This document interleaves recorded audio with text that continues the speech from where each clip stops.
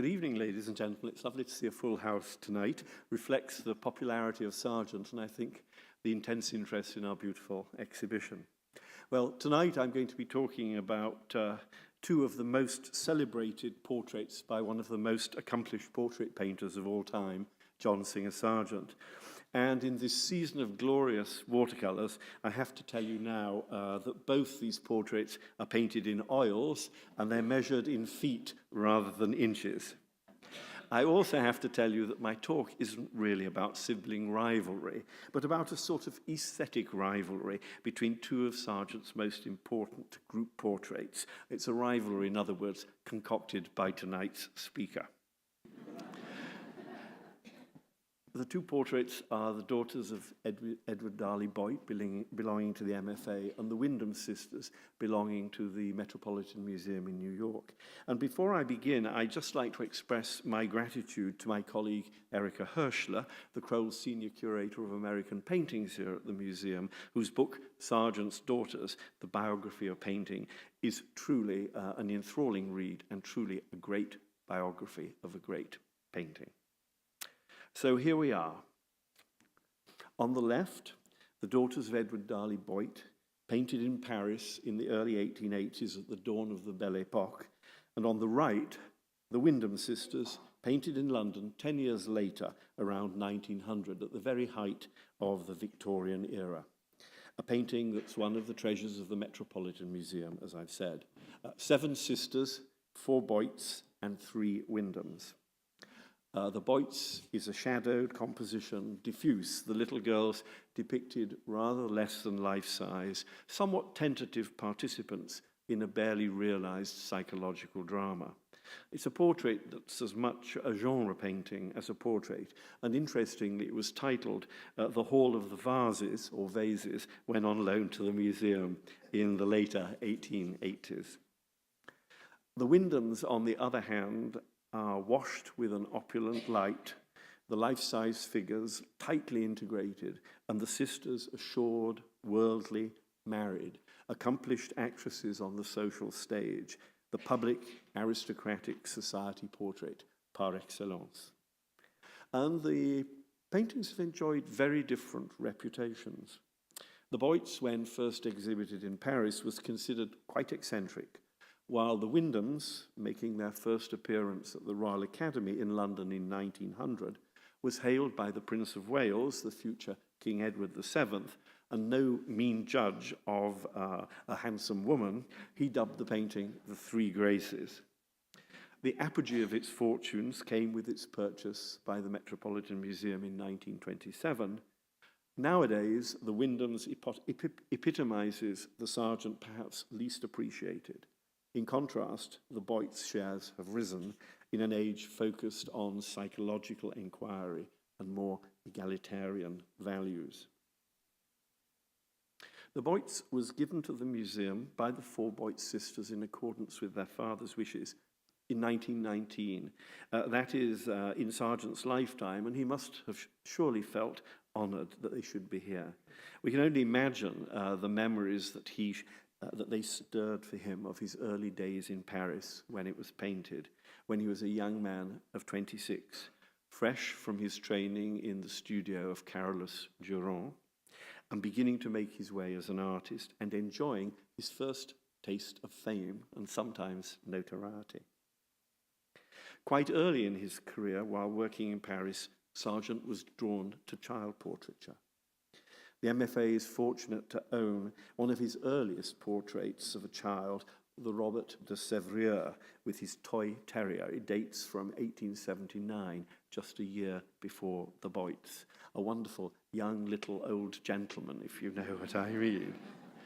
And of course, many of you will also know this beautiful painting in the Mellon collection in the National Gallery in Washington, Beatrice Townsend with her Yorkshire Terrier, dating again from the early 1880s, a truly engaging portrait of a young lady.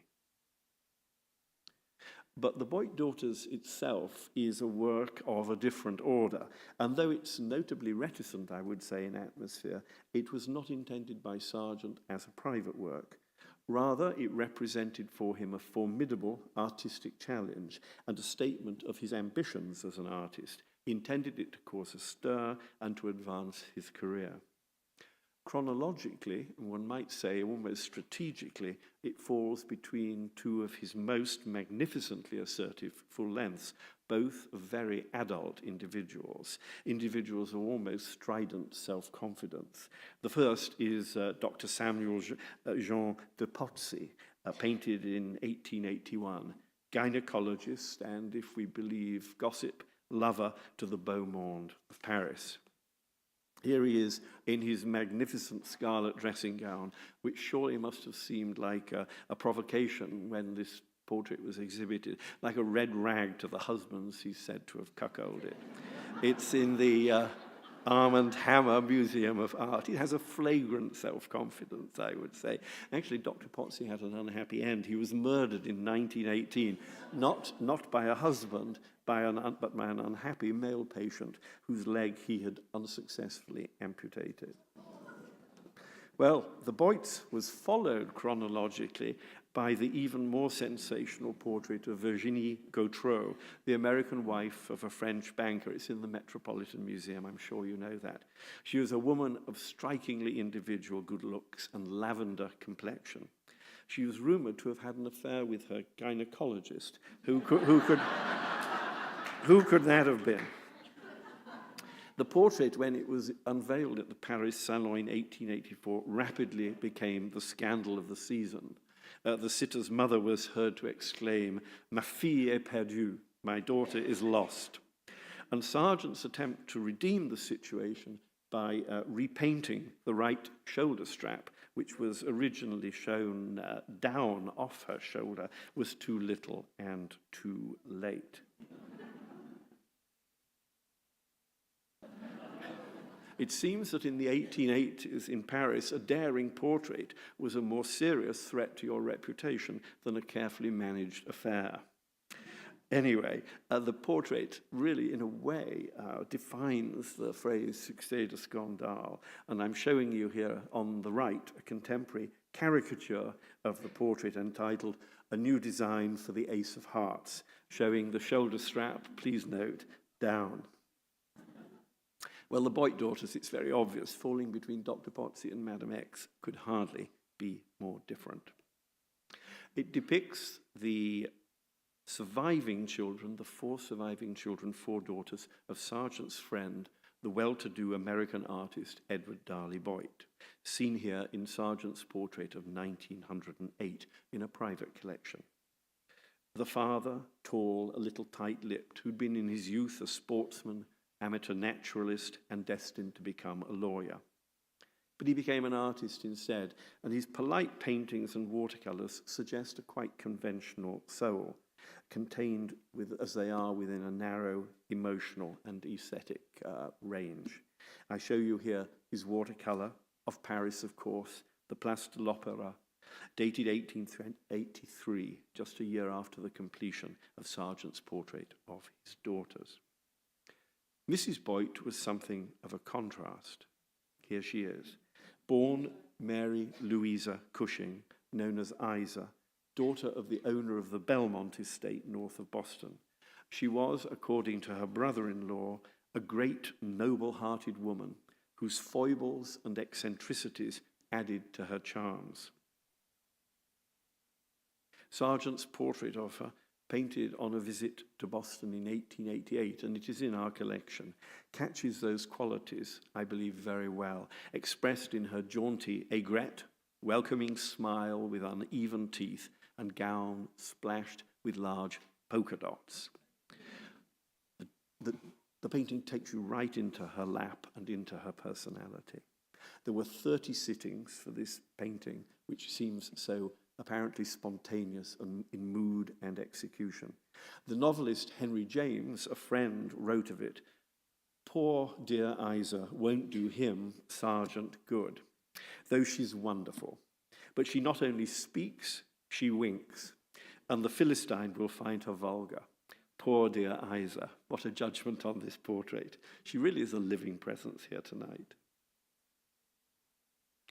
Well, the Boits were seasonal migrants between homes in Newport, Rhode Island, Florence, and Paris, where they were prominent members of the American community. The portrait of their 4 daughters was painted in the hall of their Paris apartment at 32 Avenue de Friedland, not far from the Champs-Élysées, but now demolished, I'm afraid. One son in the family had died in infancy, another was held for his whole short life in an institution for the feeble-minded. So the daughters really are the family. And they are, from left to right, here we go, Mary Louisa, aged about 8, her mother's namesake, and known like her as Isa. She died in Newport in 1945. In the shadows, we have on the left Florence Dumaresque, known as Flory, aged 14, who was the first to die. She died in Paris in 1919. And on her right, Jane, known as Jeannie, aged 12, who died in 1955 in Connecticut. And Jane was truly mentally disturbed and a continuous problem, not to say a torment and threat to her parents. And then in the foreground, we have the baby, Julia, nicknamed Yaya, aged perhaps 4, holding her dog, Popo. And she died in 1969 in Newport at the age, I think, of 91. Each of these details of the Boits, beyond any analysis I can give you, shows the simply ravishing handling of Sargent's paint, its lyrical freshness and vitality, the brilliant illusionism that so distinguishes all of his finest work. The painting is signed and dated 1882, and we really don't know much more about its genesis. Did the Boits commission the portrait, or Sargent himself have the idea? I suspect the latter, but we don't know exactly when or how the portrait came to life. Certainly it's signed and dated 1882, but a friend of the museum a few years ago who knew Miss Julia, the baby on the floor, the youngest sister and herself a talented amateur artist and familiar figure about Newport and Boston in the 50s and 60s. She wrote a few years ago to tell me that Julia told her that the portrait had been painted over the course of at least 3 summers, that is beginning most likely in 1880, and that Sargent made separate sketches of the daughters. They didn't pose together for the whole composition. In this scenario, Julia, I imagine, would have been the last to be added to the composition because in 1880 she was only 2 years old. Well, despite this comparatively recent testimony, no certain sketch for the painting exists. But such a method wouldn't be unusual for so elaborate a composition of children, who were, of course, notoriously difficult subjects, prone to restlessness and boredom. At most found a siècle of moods, ennui, and so evident, as you see here, in the positioning of Florence slouched against the Japanese vase. See, in this connection, it's interesting to note that my informant also told me that Julia said that Sargent used to put a blob of red paint on the end of his nose in order to catch her attention as he was painting her, rather like a clown.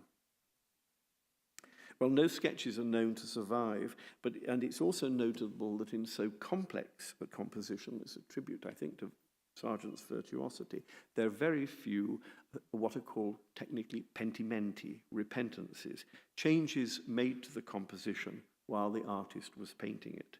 There are some slight changes made in the area of Julia's hands and her doll, and a minor alteration to the position of Mary Louisa. But it suggests to me that the composition might have been meticulously planned beforehand, and that there may once have existed a composition sketch or sketches, and possibly individual studies of each of the girls, but they don't survive, so this is my speculation. If there was a catalytic influence on the creation of the Boits, it was the visit that Sargent made in autumn 1879 to Spain, to Madrid, his first visit and his first visit to the Prado. And there he encountered, on the right, Velázquez's famous masterpiece, Las Meninas, the Maids, and he painted his own somewhat impressionistic copy of it, and it still exists in the family's collection. That was in 1879, and this circumstance alone may argue, for an earlier date for the Boits in the following summer, that is of 1880, 2 years earlier than is usually accepted for the date of the painting, the date that Sargent ultimately put on the painting. Well, the resemblances, I think, between the two paintings are obvious. Both canvases are large and square and feature quite shadowy, mysterious interiors. Both are quite loose confederations of diminutive figures. We note the reflections in the mirror in the background of both canvases, the bold geometric slant of the canvas stretcher in the Velázquez echoed in the slanting scarlet screen in Sargent. I also note the self-conscious stateliness of the Infanta and her assessing gaze, a mood taken up, I believe, in the Boits. There are also, of course, differences. There's no self-portrait of Sargent in the Boits, although he's felt as an offstage presence, Miss Julia's gaze no doubt fixed on his nose. Velázquez includes in his portrait, as reflections in the mirror, portraits of the Infanta's royal parents, the king and queen, quietly watching what's going on. Sargent's mirror reflects the light of a window. The Boit parents are nowhere to be seen.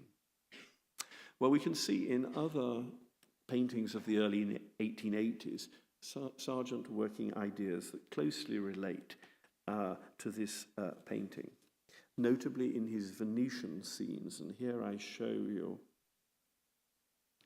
a Venetian street scene in a private collection. As you have seen in the watercolor exhibition, Sargent tends to ignore the beauty spots of Venice and to go behind the scenes and to choose unusual subjects. And here you see it. Figures placed randomly like pieces on a chessboard in a deep, shadowy space. And here, even closer, I think, to the Boits, is his Venetian interior in the Carnegie Museum in Pittsburgh. We've noted now the influence of Velázquez.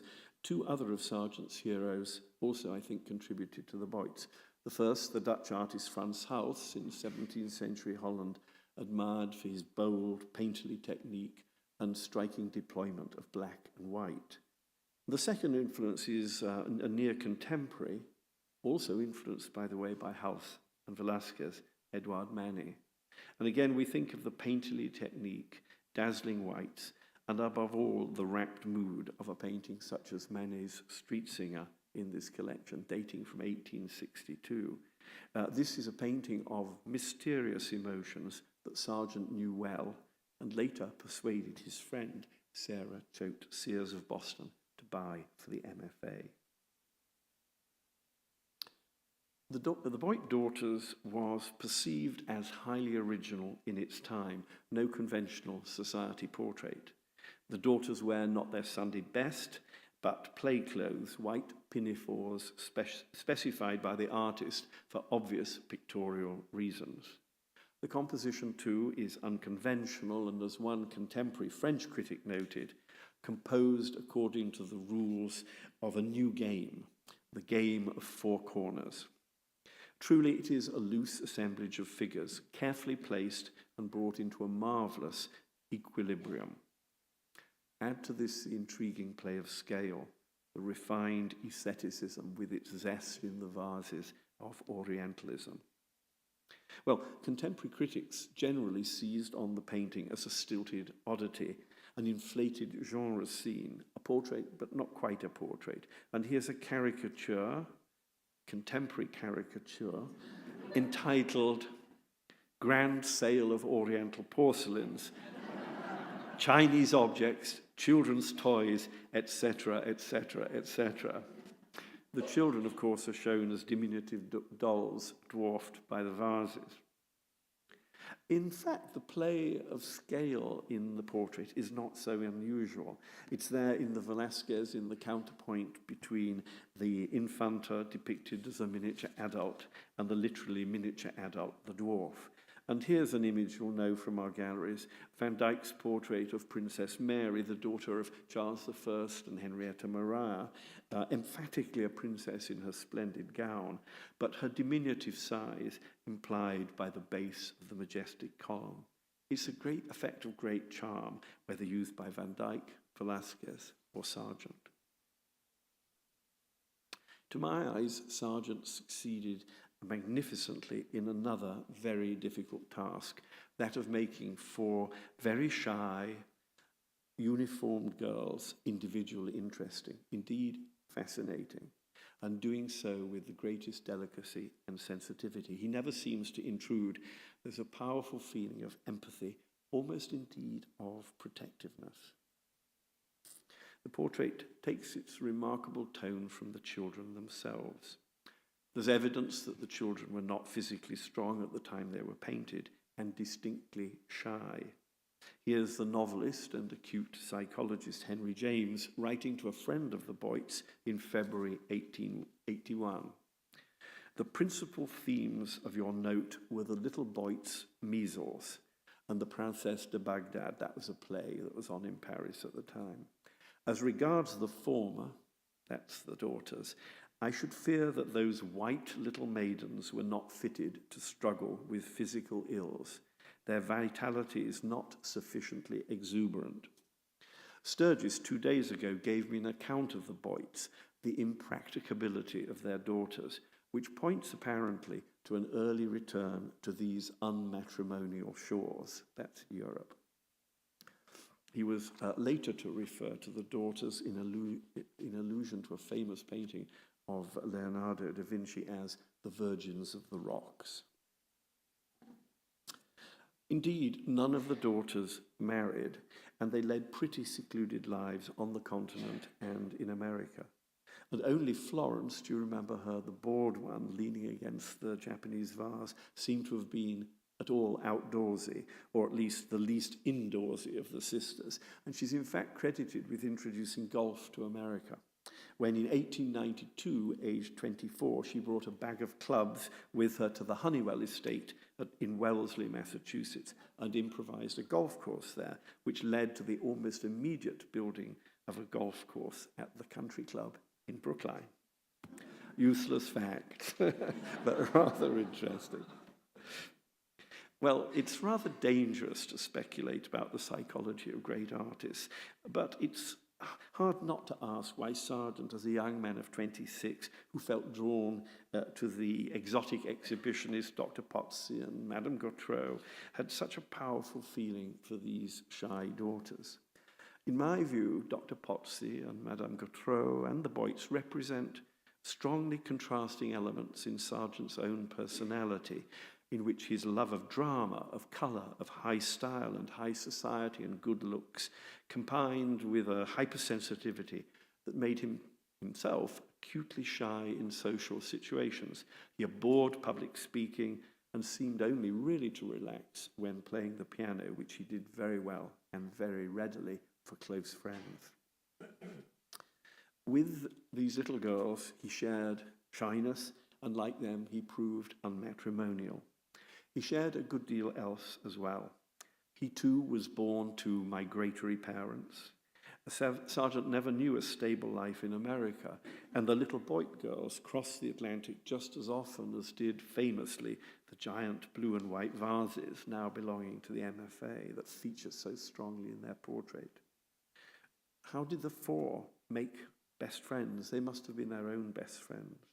One of the vases was badly broken, and perhaps the daughters didn't survive the rigors of the transatlantic crossing unscathed either. Interestingly, Sargent hardly painted his parents at all. Here's his one portrait of his insubstantial father.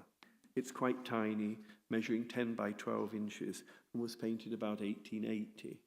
And here, the one portrait of his hypochondriac mother, who forced the family's wanderings. It's to be found in the Sergeant Murray Gilman Howe House in Gloucester, Massachusetts, a place to make a pilgrimage. It's a particularly impersonal image, and both parents, I think, remain shadowy, unsatisfactory figures. By contrast, Sargent was very close to his two surviving sisters. Violet, the youngest sister, who became Mrs. Francis Ormond. And here she is in a watercolour of about 1883 that recalls Sargent's debt to Manet, but also might be a study for the Boit daughters. And Emily, here's his other sister, his eldest sister, in an oil sketch of about 1877. Sargent was inevitably closer to her, for she too remained unmarried, and a spinal complaint left her deformed, and she was acutely self-conscious of this. She shared with him a self-effacing shyness. She was a talented artist, and she accompanied him on many of his painting trips, and in their later years in London, they met almost every day. It's possible that we feel in this sympathetic portrait of the Boit daughters something of his intense feelings towards his own sisters. Certainly the image of these little daughters was, I believe, something that stayed with Sargent indelibly. Visiting Chicago a few years ago, I spotted in the Art Institute this, to me, strange, light-filled painting by Sargent's friend Claude Monet, dating from 1888. 5 figures in a landscape, members of Monet's extended family, placed like pieces on a chessboard again, in a composition that has affinities with Velázquez and, of course, the Boits. The 2 stick figures in the background, placed like Velázquez's distant royal parents. Instantly, when I saw this painting, it drew to my mind the Boits. And you'll be as astonished to learn as I did that this painting actually belonged to Sargent. It was in his collection.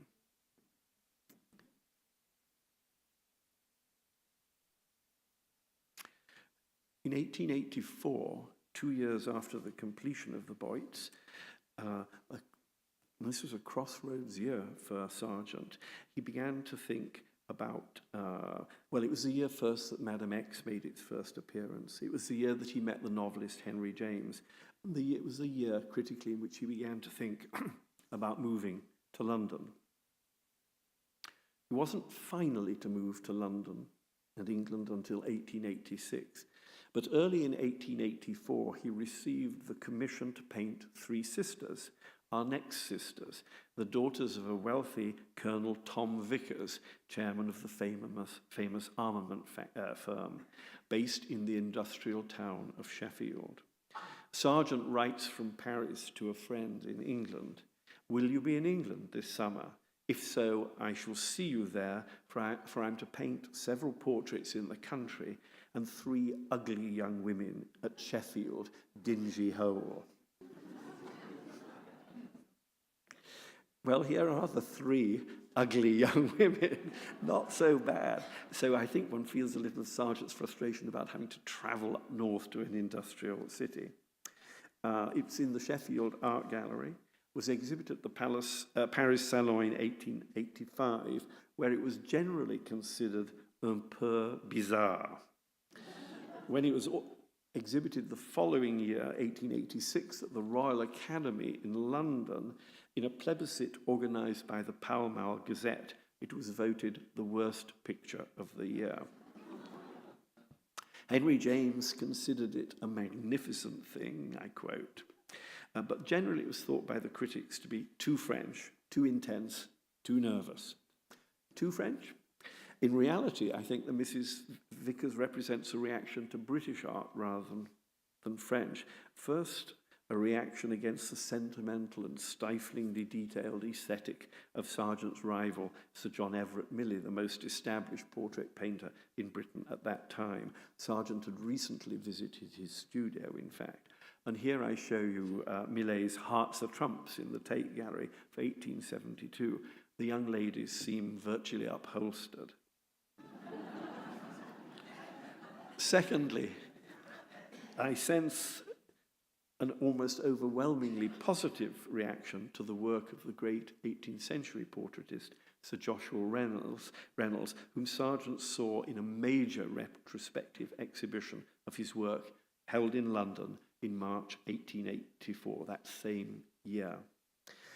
Sargent visited the exhibition in company with Henry James, and a star of the show was Sir Joshua's portrait of three sisters, the Ladies Waldegrave. It's in the National Gallery of Scotland now, painted in 1780. It shows the three ladies in relaxed and informal mode, embroidering and winding silk. And at its time, it was considered a work of striking informality. Well, it's easy to see the impact of this beautiful painting on Sargent, on a modern interpretation of the Vicar's Sisters, not least in the mood of intimacy, informality, and the splendidly managed play of hands. Another portrait of sisters, if it is indeed a portrait, falls between the Vicar's Sisters and the Wyndhams. And this is the much-loved painting, Carnation, Lily, Lily, Rose, in the Tate Gallery, which was painted in the Worcestershire village of Broadway in the Cotswolds, which was then something of an artist colony. It was painted over about 3 summers between 1885 to 86. The title comes from the words of a popular song, and the painting shows Polly and Dolly, the daughters of a fellow artist, Frederick Barnard, in specially made white dresses, that's the Sargent trade, at dusk, embowered in a luxuriant and fragrant garden, lighting Japanese paper lanterns. Sargent himself found the painting, and I quote, "fearful, difficult subject, impossible, brilliant colours of flowers and lamps, and the brightest green lawn background. Paints are not bright enough." He really did love a challenge. But few would dispute that he succeeded in creating an extraordinary harmony of colour, of light effects, of mood, in a composition that suggests a lack of premeditation, an almost photographic spontaneity, though it was, of course, minutely planned. It's an obviously impressionist painting, a counterblast to the claustrophobic aestheticism of Millet and his contemporaries. One of the people whom we know watched Sargent painting Carnation, Lily, Lily, Rose, was an important new friend, the aristocratic and artistic Lady Elcho, married to the future Earl of Wyndhams, who lived just a couple of miles away from Broadway in the 17th century mansion Stanway House. And I'm showing you here her Lady Elcho in a portrait by Sir Edward Poynter, painted in the very same year as she was looking at the painting Carnation, Lily, Lily, Rose. Very different in style and mood, like Millet, high Victorian, academic aestheticism, redolent of the London drawing room. I wonder what she made of the contrast between her highly finished, highly polished portrait by Poynter and the luminous impressionism of Carnation, Lily, Lily, Rose. Well, I want to look a little more closely at Lady Elcho, for she's a major figure in our story, a woman of great intelligence and sympathy. The house parties she organised at Stanway were famous. Artists and thinkers met and talked with the political elite. Her brother-in-law, the Honourable Evan Charteris, was Sargent's first biographer, and she was the close confidant of the leader of the Conservative Party and Prime Minister Arthur Balfour, seen here in a full-length portrait by Sargent in the National Portrait Gallery in London. She was also the central female figure of a group known as the Souls, a sort of aristocratic Bloomsbury group that was just as pretentious and almost as sexually promiscuous. Well, Lady Elcho's background was, as you might expect, privileged and aristocratic, and her parents were major patrons of artists such as Burne-Jones, Rossetti, Lord Leighton, William Morris, and Whistler, the great names of the period. Their homes were a majestic house in Belgrave Square, London, a castle in the Lake District, and Clouds in Wiltshire. And here it is, described by a friend who needs friends like this as the largest and ugliest house in England. All the houses were filled with art that ranged from Renaissance to contemporary, but the predominant styles were the pre-Raphaelite and arts and crafts. Lady Elcho's mother had sat to the highest of high Victorian artists, G.F. Watts, for her portrait. Let me show you. It makes a nice contrast with the portrait of her daughter.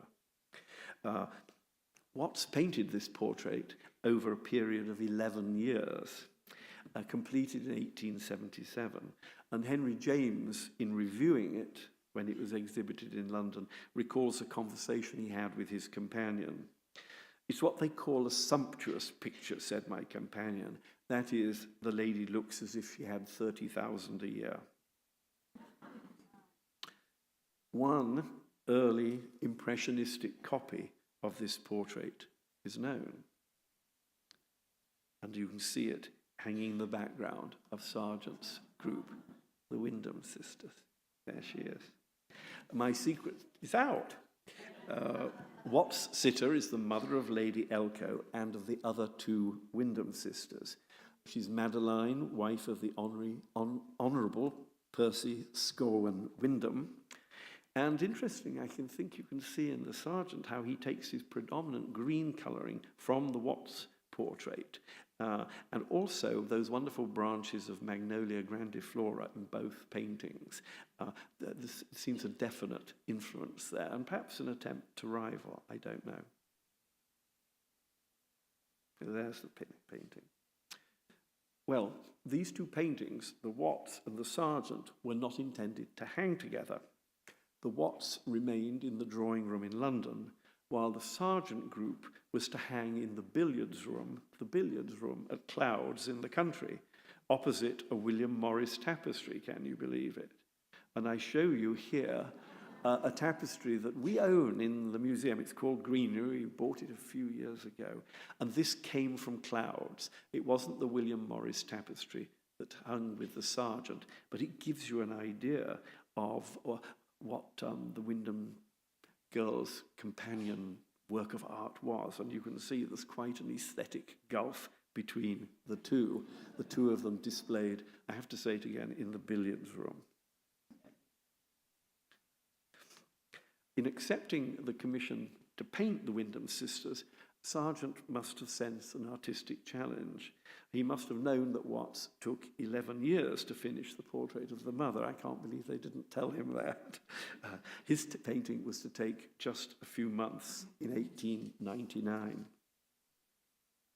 Equally, he painted faster, but he also rejects Watts's highly wrought late pre-Raphaelite style in favour of what I would term an international Baroque revivalist style that's elegant, fluid, and unacademic. The sisters were calculated to appeal to one side of Sargent's personality. They were witty, culturally alert, the type of sophisticated women whose company Sargent, for all his shyness, liked very much. Well, we've met their mother, now let's meet the father. The father is the Honourable Percy Scorwen Wyndham, an MP, and he was the son of the first Baron Leconfield, whose family home, and some of you may know it, is the palatial Petworth House in Sussex, filled with art treasures. Lord Leconfield himself was the illegitimate son of the enormously wealthy and enormously shy 3rd Earl of Egremont, canal builder and patron of Turner and Constable. The Earl must on occasion have overcome his shyness, since he maintained some 15 mistresses who had between them more than 40 children, all living in Petworth House. So here we see Percy Wyndham, the Earl's grandson, with his eldest daughter, Mary, later Lady Elcho. You've seen her painted by Pointer, and you see her now as a child in a photograph. And here she is, aged 37, painted by Sargent in a white dress topped with tulle at the apex of the Wyndham group on the right. Seated on the sofa on the left is Madeline. Here she is in a photograph. Madeline, named after her mother and the wife of Charles a Dean, a country gentleman of Cambridgeshire. And here's Sargent's head of her. And she's wearing a gown of broadly 18th century inspiration. At the centre of the composition is the spirited youngest daughter, Pamela, Mrs. Edward Tennant, later Lady Glenconnor, and after the death of her first husband, Lady Grey of Falodon. She wears a dress of early 19th century neoclassical inspiration, splashed with sequins. The genesis of Sargent's painting is, unlike that of the Boits, quite well documented. Commissioned in 1898 by Percy Wyndham for the great sum of £2,000, and Sargent began work on the 15th of February of the next year, 1899, and it was painted not in his studio, but in the second-floor drawing room of the Wyndhams' London home, 44 Belgrave Square, a house filled with works of art, and I imagine that's the drawing room running the whole length of the second floor. As I say, the house was filled with works of art, among them a series of 5 monumental canvases entitled The Dance of the Symbolists by Lord Leighton. Here's just one of them. Imagine 5 of these hanging on your staircase. It certainly was an aesthetic jolt for Sargent as he climbed the stairs.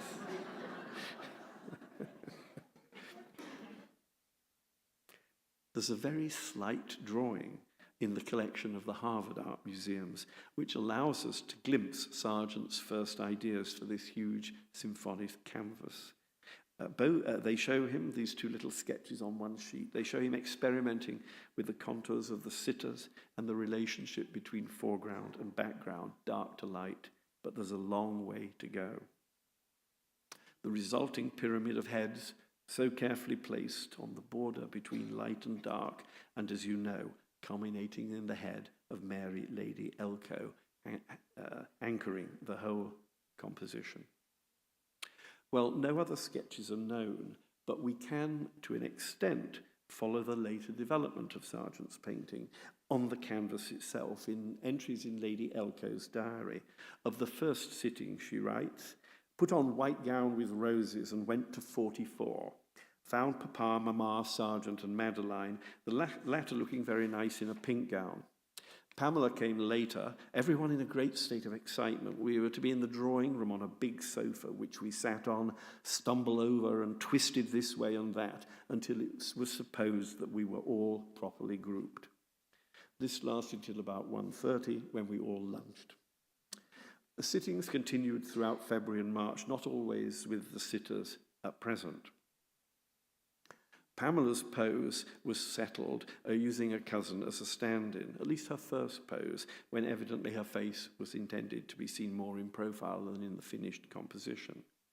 And on the 9th of March, Sargent painted Pamela's head. A cousin, the poet and traveller Wilfrid Scorwen Blunt, someone who crops up again in our story, records in his diary, saw the sketching of Pamela's head, which Sargent had done in a couple of hours' work. It's wonderful as a likeness and a bit of rapid execution, giving her just her playful prettiness and the peculiar wave of her hair. A sketch in the manner of Velázquez, with exactly his strong touches, unintelligible when looked close into, but alive when seen at a distance. Mary, too, has been sketched in, not unsuccessfully, and Madeline less well. It should be a remarkable picture, probably Sargent's best. Then he adds, he is to be allowed no license with the magentas and mauves he loves. And here is Blunt, who was admiring that portrait, a bearded exotic traveller, you can see, quite a character. There were discussions about whether a fan should be in the painting, and in the end no one held a fan.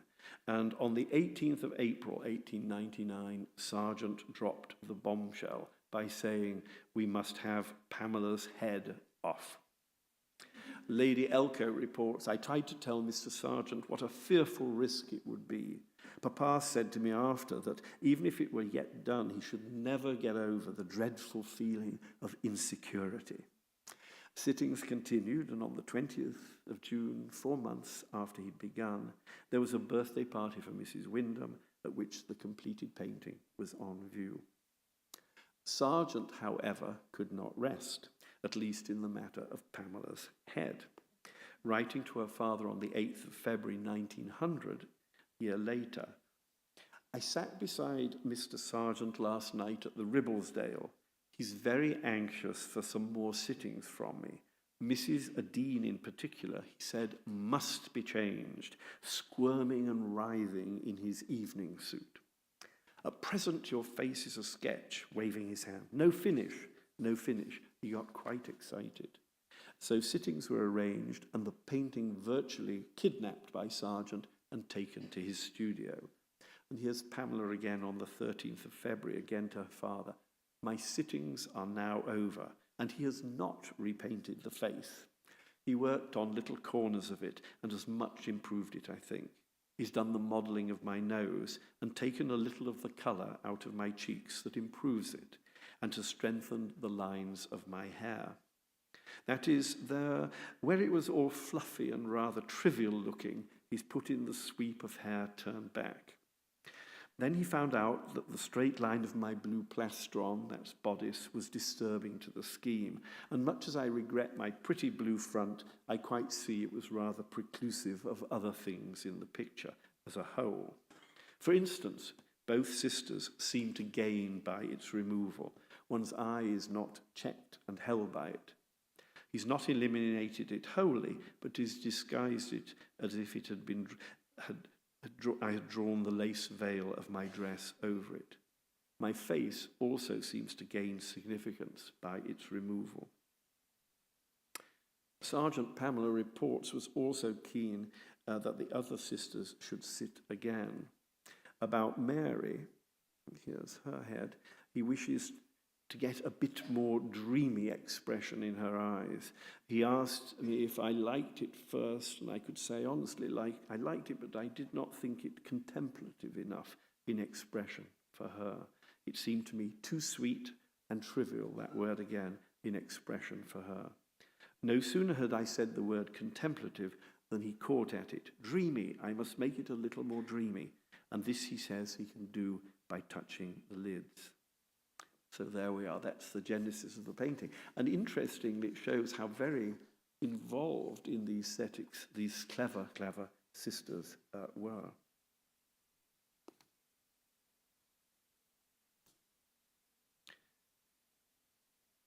The key to Sargent's whole approach, I think, is characterized by the breadth of treatment, the subordination of detail to the overall sweep.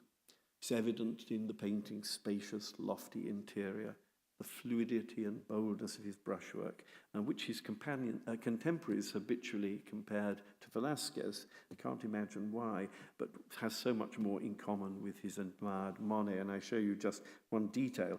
Here is the Musée d'Orsay's White Peonies with Pruning Shears by Manet, dating from 1864, and compare, oh, wait a minute, here it is, and compare Sargent's Magnolias. There we are. This breadth of approach is also obvious in the generalized air the Sargent has given to the women's once specific gowns, no longer pink or blue, but ravishing, bewildering range of whites, I would say, sparkling with dematerialized sequins and jewelry. It may be fanciful to see these three sisters surrounded by vases of magnolias, roses and tulips, in a room heavy with scent, as themselves great white flowers, but they seem so wonderfully arranged on that overstuffed sofa. Here's what Henry James thought. He describes the vast and dazzling portrait of the three Percy Wyndham sisters, with Watts' portrait of their mother looming behind. I felt quite weak and foolish after my first stare at it. I mean, as one feels when the lady is shot from the cannon. I came away biting my thumb and with my ears burning from the sense of how it's not the age of my dim trade. That's writing. The modernist painter and critic Roger Fry damns the portrait with faint praise, taking a more sociological approach. Since Sir Thomas Lawrence's time, no one has been able thus to seize the exact cachet of fashionable life, or to render it in paint with a smartness and piquancy which so exactly correspond to the social atmosphere itself. Well, In the Wyndham Sisters, Sargent reveals himself as the natural heir of Reynolds and Sir Thomas Lawrence and the European tradition of grand manner portraiture, as embodied by Winterhalter, Queen Victoria's favourite court painter. And here I show you Winterhalter's huge canvas of the Empress Eugenie, surrounded by her ladies-in-waiting of 1855, full-blown, florid, a painting that Sargent probably saw on one of his visits to the Palace of Fontainebleau. It's a style that's easily imitated and easily trivialized, and Sargent's style is rarely equaled. And here I show you a curiosity. Cecil Beaton's photographic attempt at the Wyndham sisters, the Wyndham Quinn sisters, Irish cousins of the Wyndham, dating from the late 1930s, and posed in a faux Belgravia drawing room, cold and clammy. Lady Egremont, Lady Cranbourne, and Lady Roderick Pratt. Here is Sargent's self-portrait of 1906, commissioned for the collection of the of self-portraits, artist self-portraits in the Uffizi in Florence. In 1906, that's just a year before he made the life-changing decision to give up portraiture in all oils almost entirely. For Sargent, self-deprecating, as ironic as ever, a portrait was, and I quote, a picture in which there is just a tiny little something wrong, not quite right about the mouth. He grew tired of hearing those words from the relatives and friends of his sitters and from the sitters themselves. But perhaps he also, I suspect, grew tired of hearing it from his own head, from his perfectionist self, as he endlessly tweaked the Wyndham sisters. And it was, of course, the draining monotony and pressure of painting such commissioned portraits that led him to turn to the freshness and freedom of watercolor. And here I show you just one from our exhibition, Simplon Pass, the lesson, painted in 1911. Think of it, no more difficult patrons, no more fees to negotiate, no more sittings to schedule, no more reading of favourable or unfavourable reviews, picnics with friends instead of formal lunches, stepping away from the public world to a private world, intimate and personal, a world that Sargent chose for himself and I believe revealed gloriously again and again in our exhibition. Here we are in the Simplon Path in Switzerland, and in the centre we see Sargent's sister Emily painting in watercolour, clenching brushes between her teeth. On the left, a niece, Rosemary, holding a parasol, and on the other side, another niece, Ren. Well, where do I stand as we look at our two great portraits side by side? And finally, I wanted to look at the images of two namesakes in the portraits, the two Marys. Mary, Lady Elcho, Lady Countess of Weems on the right, and Mary Louisa Boit, Isa, on the left. There they are. By accident of history, the books can tell us virtually nothing about Mary Louisa, a virgin of the rocks. While Mary Elcho, you might say, is an open book. Her life is documented with some of the precision of a photograph. And again, I've been keeping some secrets from you. Let me tell you a little of what I know. Lady Elcho, we know of her long, loveless marriage to Lord Elcho, his depression, gambling, and womanizing. We know about her own long, passionate, and perhaps platonic affair with the Prime Minister, Arthur Balfour. You can read of her, if you want, dressed in a filthy dressing gown in a London apartment, furiously raging at Balfour in her jealousy. You can read of her impulsive love affair with her father's cousin and her own mother's lover, the writer and traveller Blunt, whom we saw earlier, the cousin who dropped in for sittings. You can read of her Bedouin marriage to Blunt in a tent in the Egyptian desert, and their illegitimate daughter. I can tell you about her self-induced miscarriage in 1898, just 2 years before the Sargent portrait, or of her two handsome sons killed in the First World War.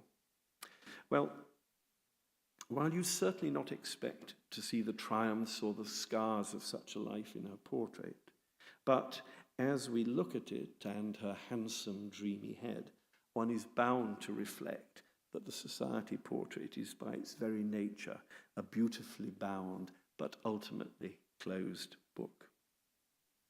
What about Mary Louisa on the left?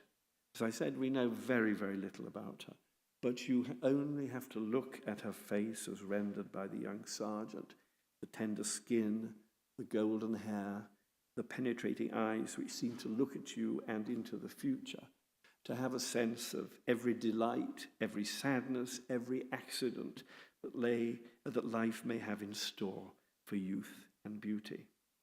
And perhaps, certainly to my eyes, that's the difference between a grand portrait and a very great one. Thank you.